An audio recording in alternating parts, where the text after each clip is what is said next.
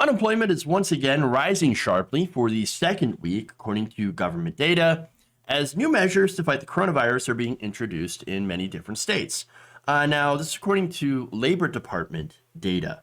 New applications for jobless aid in the United States have just seen their second back-to-back weekly increase to a total of 778,000 seasonally adjusted claims.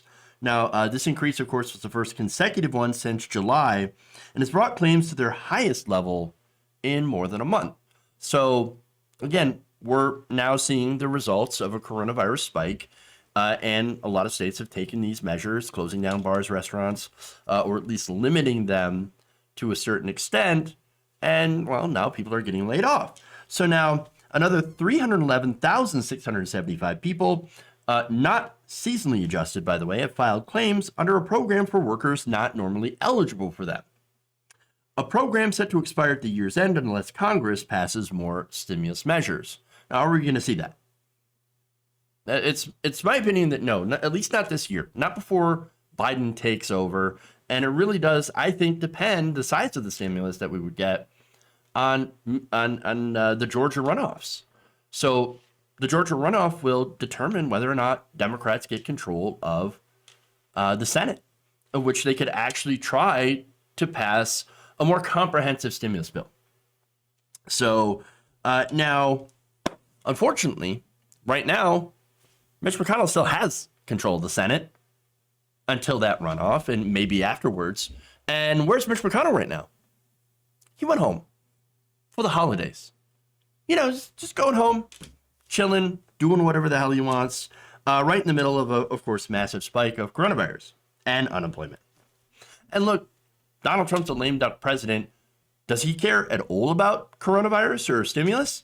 No, he's out there spotting COVID conspiracy theories. Or not just COVID conspiracy theories, but election fraud conspiracy theories. No evidence. No evidence. So now, that's bad because we are in the middle of a gigantic spike in COVID-19 and unemployment at the same time, with a lot of our supports from the CARES Act essentially running out. So now, as the department notes, the claims had been trending downward for months as the country, of course, reopens, after spiking into the millions in March when the pandemic began. But they have yet to dip below the worst single week seen in the 2008 to 2010 global financial crisis. The data also said that more than 466,000 people have moved on from the time-limited regular unemployment benefits as the week ended November 7th to a special program passed during the pandemic that provides aid to long-term unemployed, which will expire at the end of this year.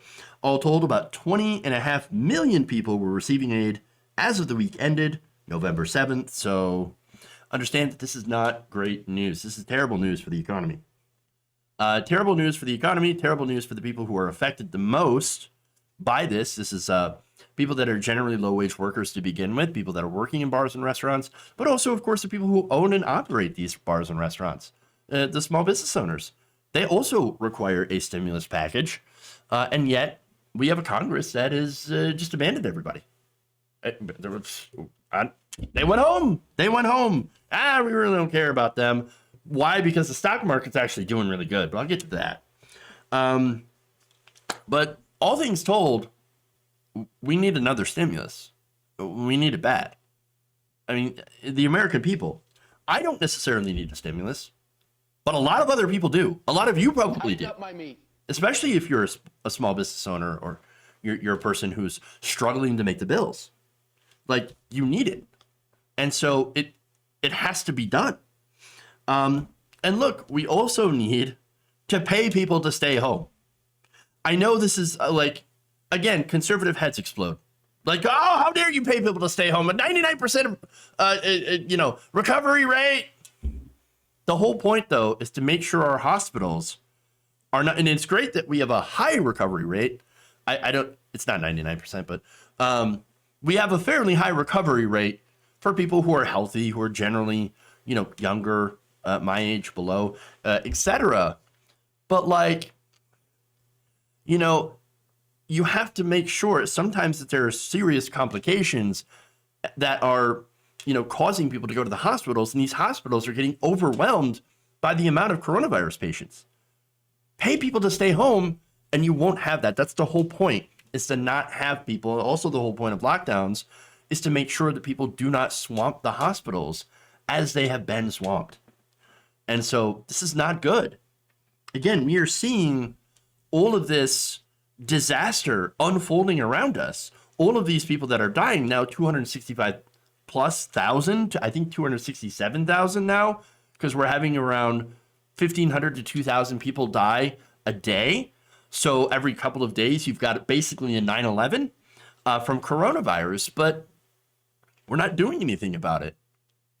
And we're just allowing our frontline hospital workers to also contract coronavirus as they're treating these patients, as they're attempting to treat these patients. It's not a good situation. Not a good situation at all. And now we have the holidays, by the way. Now we have the holidays. We've got people traveling all over the place. And I understand that there's COVID fatigue. And I understand that people miss their families. But like,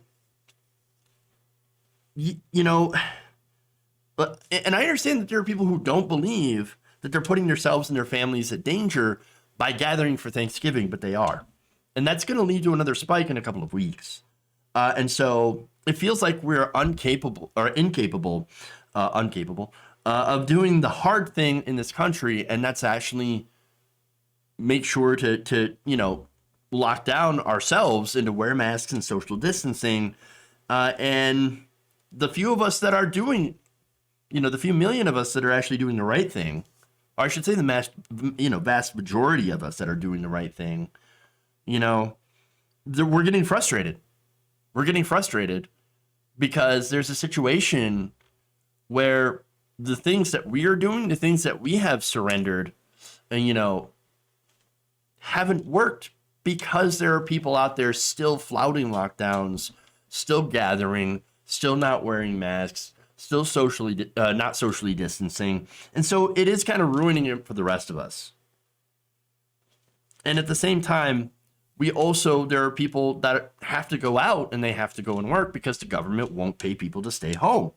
That government support is not there. And by the way, the last thing that Mitch McConnell offered was a $500 billion skinny bill that just basically went to corporations. It's corporate assistance, corporate welfare. And the thing is, not even that's going to work because corporations, they don't want to hire unless people, unless they need people to work. In order to have demand, you've got to have people that go out there and spend. In order to have people to spend, they're going to want to. They have to want to spend. Coronavirus, of course, has tamped down demand a little bit, at least in a lot of the major industries that are affected the most by coronavirus. You have online industries like Amazon that are doing fantastic because nobody can go anywhere. And so you're not really helping these small businesses as well that have seen this slowdown. And these are the people, of course, that work in these businesses, these small businesses, these restaurants, and all that are impacted the most, that need the stimulus the most. And so it's just a massively downward spiral. And yet, at the same time, we have, and this is what you see. This is why the stock market and normal, Main Street, K Street and Wall Street are so different, are so divorced. Because right now, you have a massive increase in the stock market. In fact, here's Donald Trump taking credit for it. The stock market, Dow Jones Industrial Average just hit 30,000, which is the highest in history. We've never broken 30,000, and that's just despite everything that's taken place with the pandemic. I'm very thrilled with what's happened on the vaccine front. That's been absolutely incredible. It's nothing like that has ever happened medically, and I think people are acknowledging that, and it's having a big effect. But the stock market's just broken 30,000. Never been broken, that number. That's a sacred number, 30,000. Nobody thought they'd ever see it. That's the 9th time since the beginning of 2020, and it's the 48th time that we've broken records during the Trump administration. And I just want to congratulate all the people within the administration that work so hard. And most importantly, I want to congratulate the people of our country, because there are no people like you. Thank you very much, everybody. Thank you. That was Donald Trump's entire press conference. You just saw the whole thing. Nothing about coronavirus, nothing about the spikes, nothing about unemployment, just stock market. Stock market good. Stock market high. It's a sacred thing that we've never seen that before. It's such a good thing. No, again, you didn't do anything, for one. And ironically, the big irony about this is the stock market just rallied because Donald Trump lost. Donald Trump lost, and the market was like, yay! You know why? It's because business leaders have given up on him because of his disastrous response to COVID and the fact that he is creating instability by having millions of people question the results of the election. He's creating instability in the markets. That is the one thing that you cannot do. The markets, they want certainty, and they're going to get it with Joe Biden. And so one thing, of course, that they're thinking about is getting more stimulus. Now, that doesn't necessarily mean that we're going to get a chunk of that stimulus, going back to, of course, McConnell. But the markets are excited about something. They're also excited about Janet Yellen, which makes me think, oh, no. I hope she goes big with the stimulus that includes helping regular people. And I know it's not going to go far as I would like, at least, because I'm asking for a $2,000 a month UBI until this crisis is over. I'm asking for rent and mortgage cancellations. I'm asking for a complete cancellation of student loan debt. I know none of that's going to happen. We all know.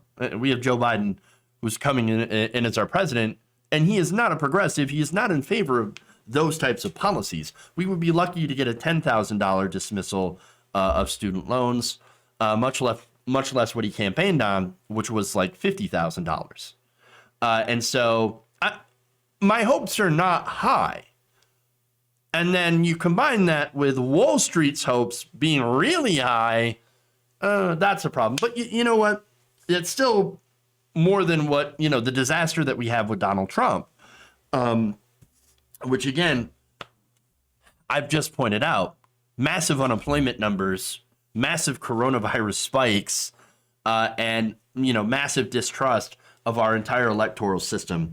But it's a good example of how separate, Wall Street and Main Street really are. These two things. I mean, I'm very, very concerned.